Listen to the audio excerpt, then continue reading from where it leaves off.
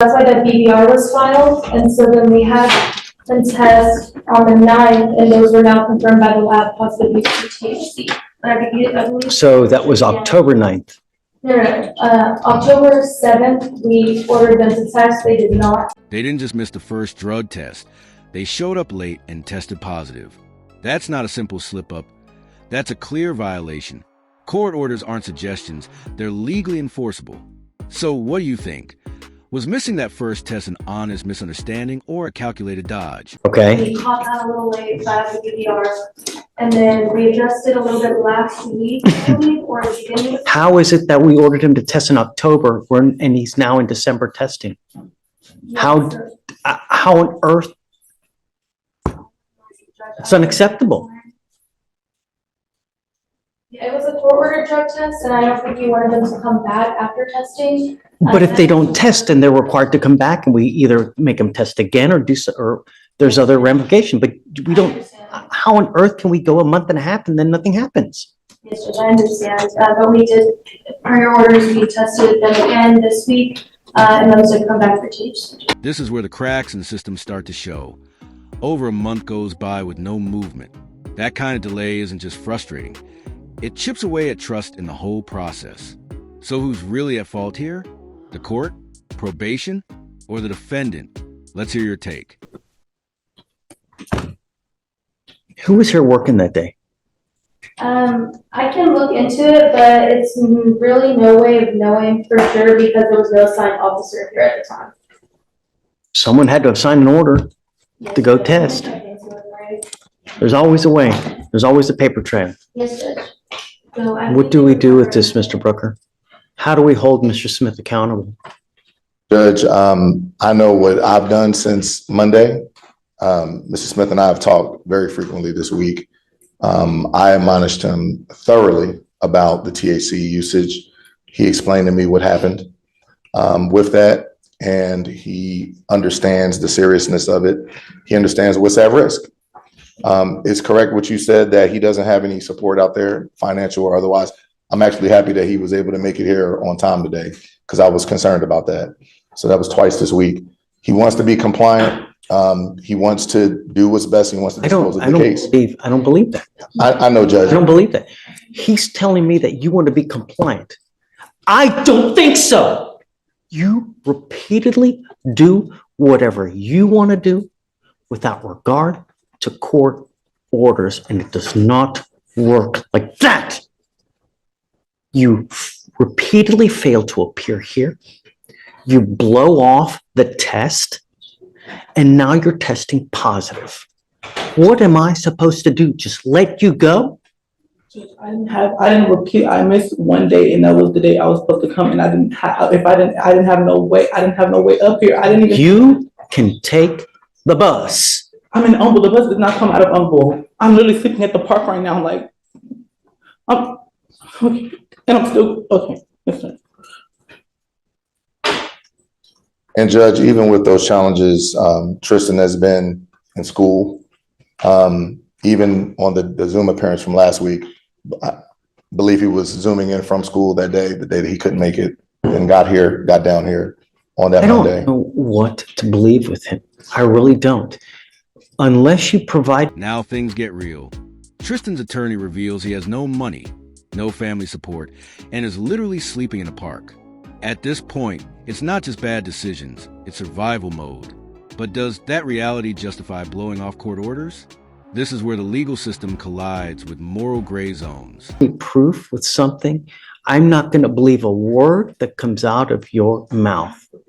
I don't believe, because the problem is that you tell me that you're going to, you tell me you're going to do things, and then when it's time to, you don't. So how am I supposed to handle this? What am I supposed to do? Judge, he came in on Monday. You ordered him to take the test. He went right over. I literally walked here. I didn't have nowhere. I walked here. He went over. That was a whole 4 hour. I walked here from school. I walked here all the way from Chattanooga. I'm not asking much. I don't want you to use. Do you understand? Judge, if I may add, I have communicated with his grandmother. I believe it was on December 5th that I called Oh, her. you spoke with grandma? I did. Have you let Mr. Brooker know first? Yes, Judge, I recorded, I took details of the conversation and shared it promptly with Mr. Brooker. How do we go forward? So it appears as though, based on my conversation with Ms. Boom! The no contact order gets violated, and that's a serious legal mistake. When you're out on bond, even one wrong visit can land you right back in jail. The real question now, was this desperation or a straight up defiance? And that the defendant has gone to the house, the residence since then with his friends. He refused to leave even upon her request. There is a MOAB in place, Judge, where he was supposed to have no contact with the residents, and per his bond conditions, I don't believe he was supposed to have contact with her either. And he has gone to the residence. And now we have even more. I mean, And she did file a police report, I believe, Judge. She told me she called the police and they filed a report, and she has an offense number. Mr. Brooker,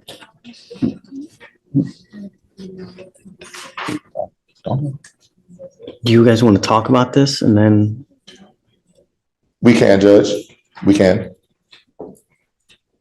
Does she want him to come back or no? Now, my understanding, and I also heard from one of the family members, I believe Tristan's sister, they don't want him to come back. And mentioned something about whatever was the underlying dispute about some property or whatever. I didn't respond to it at all. Just didn't seem like the right thing to do.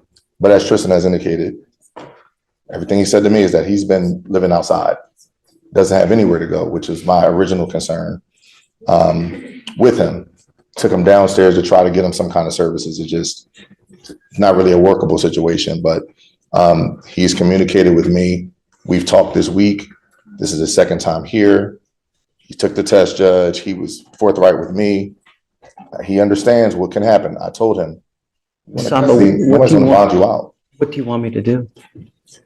Judge, just that he continue having no contact with any of the complainants. They are fearful of the defendant.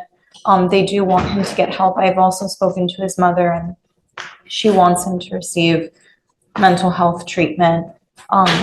He does have Do you need a place propensities to towards stay? violence. The judge lays down some hard truth. The streets will tear you apart. This isn't just courtroom talk. It's real life, and you can feel the frustration in every word. The system is trying to help, but the real question is how long compassion can outweigh consequences. I have like some nights No, you were telling me earlier that you're living on the street. I am. Do you have a place to stay? Okay. They told me, If you want, we have places for you to go. I have services for you. I have Shatoria here. We can find you a place to stay if you need it, because the street, it's not a good place to live. The streets will ravage you in ways that you never know. You'll do things just to survive. It's not a good place to be. So if you need a place, we can find you a place. But that's still no excuse to violate conditions of bond. We've ordered you not to go back to this house, right? I get that you may have, issues, where to live, where to stay, who to be with, how to get there. But if they don't want you there, then you can't go. And I mean, they've already called the cops. I spoke to his family, Judge. They were under the impression that the defendant was living with a friend in their house, so I don't know. And that's my understanding too, and Tristan did tell me that he intended to go and stay with a friend. But that was 2 months ago, Judge. He's not paying any rent or anything. His situation has changed since then. Look, I'm trying really hard not to put you into custody, but at some point, your actions become your own and it's on you. I'm not going to keep playing this game. I'm not, I expect you, like everybody else, to live to the conditions. When we tell you not to go back, it's mom or grandma.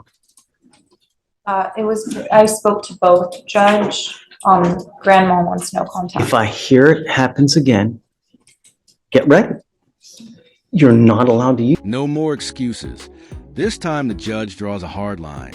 After missed drug tests, ignored court orders, and more second chances than most people ever get, it's clear the leash just got a lot shorter. The question now is simple.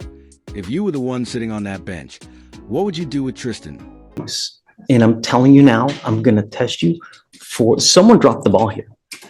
And I'm going to give you the benefit of the doubt, but I'm telling you, you're going to get tested again. And if it tests positive again, there's no excuse. Now, we have resources to help you. If you want help, all you have to do is ask. We've given you a list of places that you can call, that you can go stay. They will take you in. If you need any other resources, we're happy to help you as well. But at some point, there's just no more excuse. Understand? All right. Good judge. Hey, that's it. I mean, really, just no more tolerance. I mean, I don't know, this is what, 3, 4, how many times is this? It's our second time back since the first time, but I do understand. I agree. Yes, sir.